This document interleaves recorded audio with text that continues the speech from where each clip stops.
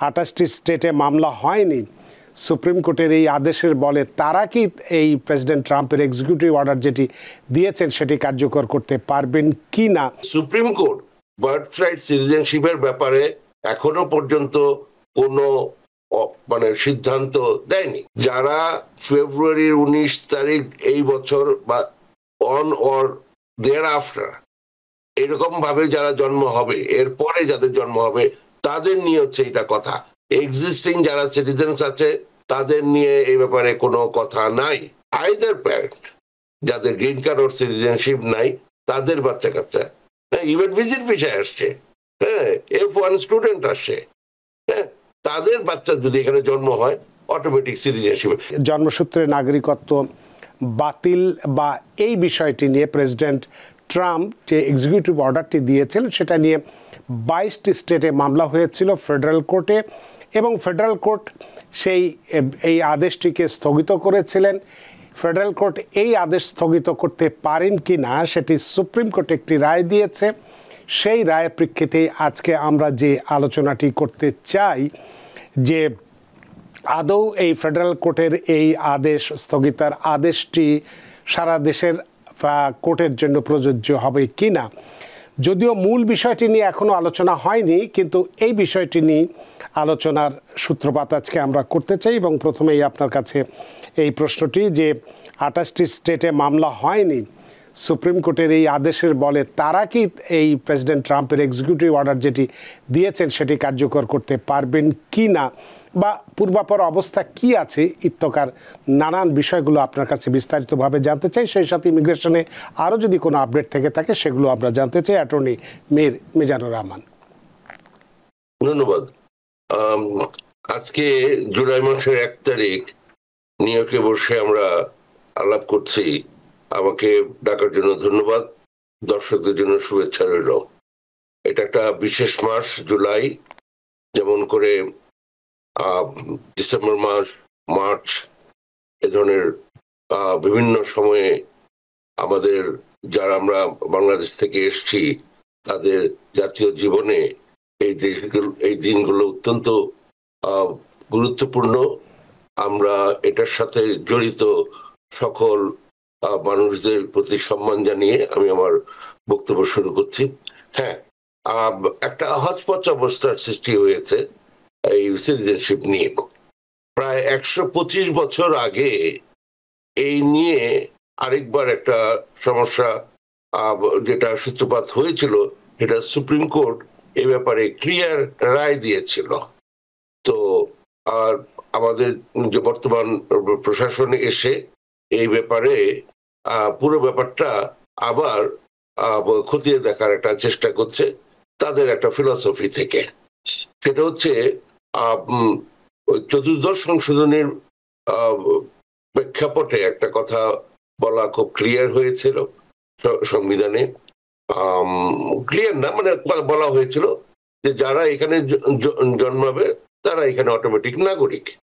তো সেই যে ধারাটা সেটার ব্যাখ্যা দিতে গিয়ে 125 বছর আগে একজন চাইনিজ ইমিগ্রেন্টের বাচ্চার এখানে জন্ম হওয়া বাচ্চার ব্যাপারে রায় দিতে গিয়ে সুপ্রিম কোর্ট ক্লিয়ারলি এই ব্যাপারে নির্দেশনা দিয়েছিলেন। সেই থেকে এটা নিয়ে আর কথাবার্তা হয় নাই। তো তারা এই ট্রাম্প প্রশাসন এই সংশোধনের যেই ধারাটা এটাকে অন্যভাবে ব্যাখ্যা করার চেষ্টা করছে, বলছে যে এটা অটোমেটিক না।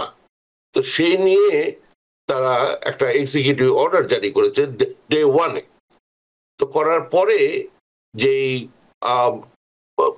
মানে তার যে বিরুদ্ধ মনোভাবাপন্ন যে সমস্ত স্টেটগুলা ছিল, 22টা স্টেট মোস্টলি ডেমোক্রেটিক ব্যাকগ্রাউন্ডের যে ব্যাপারটা আছে, যেমন অন্তত নিউ ইয়র্ক, নিউ জার্সি এর মধ্যে পড়ে, হ্যাঁ, সেখানে ল স্যুট হয়েছে।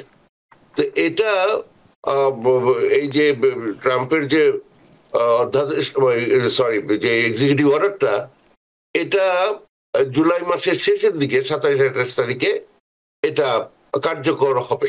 মানে 30 দিন সময় দিয়েছে। হ্যাঁ, তো কার্যকর হবে, এই হলো প্রথম কথা।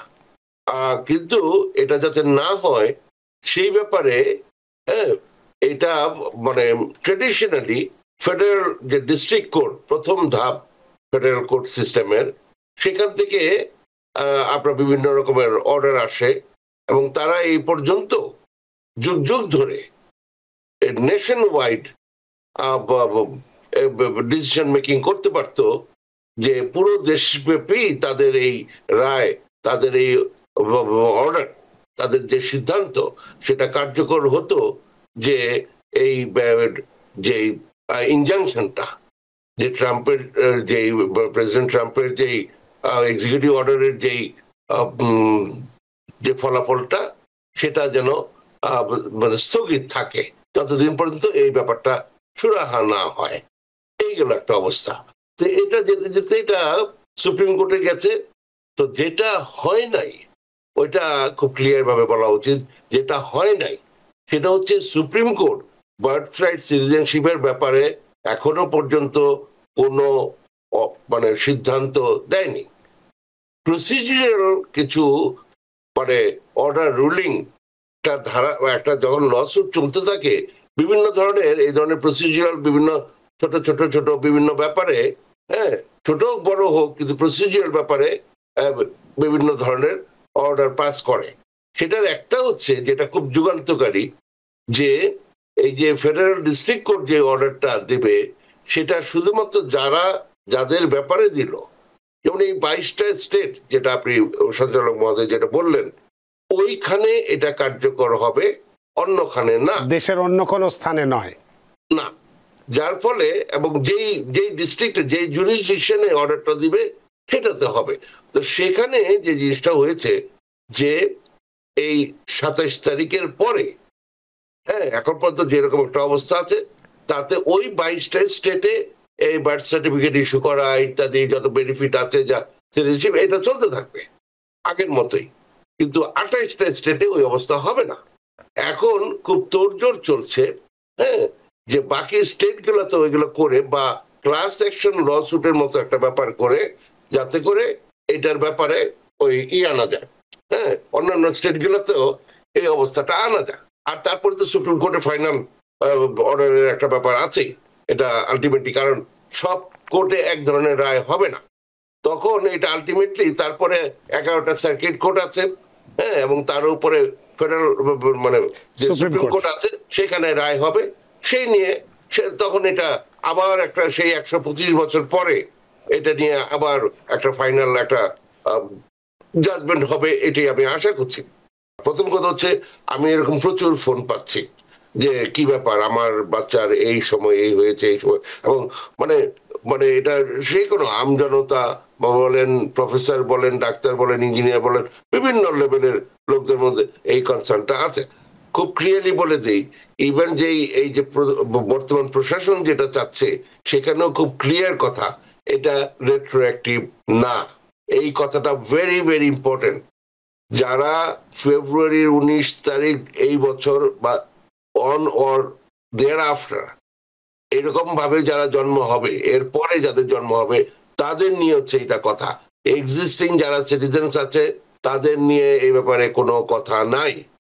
সুতরাং যারা নতুন জন্ম হবে, যাদের নতুন জন্ম হবে, ভূমিষ্ঠ হবে, দুনিয়াতে আসবে, হ্যাঁ, তাদের নিয়ে হচ্ছে কথা, যে তারা সিটিজেনশিপ তাদের দেওয়া হবে কিনা, তারা কি আমেরিকান সিটিজেন অটোমেটিক হবে কিনা। সেটা কি সামগ্রিকভাবে সবার ক্ষেত্রেই, নাকি যে সমস্ত বাবা মাদের কাগজপত্র নেই, বৈধ কাগজপত্র নেই? মানে আমি বলতেছি, জি, এগুলো প্রথম কথা, যে আসল ঘটনা যেটা, যারা অলরেডি বাচ্চারা আছে এখানে, তাদের যদি সিটিজেনশিপ থাকে, পিরিয়ড, এই ব্যাপারে আর কোনো কথা নাই। ফেব্রুয়ারি 19, 2025 সাল বা তারপরে যেই শিশুটি ভূমিষ্ঠ হবে, তাদের নিয়ে হচ্ছে কথাবার্তা, তাদের অটোমেটিক সিটিজেনশিপ থাকবে কি থাকবে না। এইগুলো একটা খুব ক্লিয়ার কথা। এরপরে দেখবেন, আমি মনে করি 90% আলোচনা স্টপ হয়ে যাবে। এগুলো একটা কথা, মানে মেইন কনসেপ্টটা যেটা।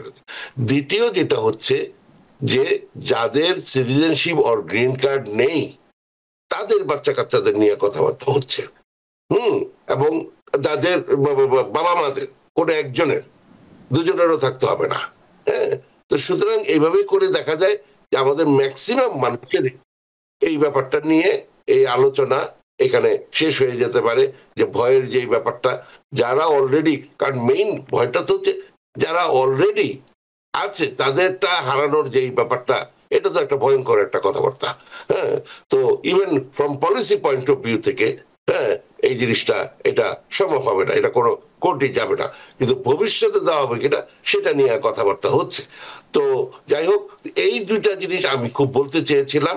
একটা হচ্ছে আইদার প্যারেন্ট যাদের গ্রিন কার্ড ওর সিটিজেনশিপ নাই, তাদের বাচ্চা কাচ্চা, হ্যাঁ ইভেন ভিজিট ভিসায় আসছে, হ্যাঁ F1 স্টুডেন্ট আসছে, হ্যাঁ তাদের বাচ্চা যদি এখানে জন্ম হয় অটোমেটিক সিটিজেনশিপ।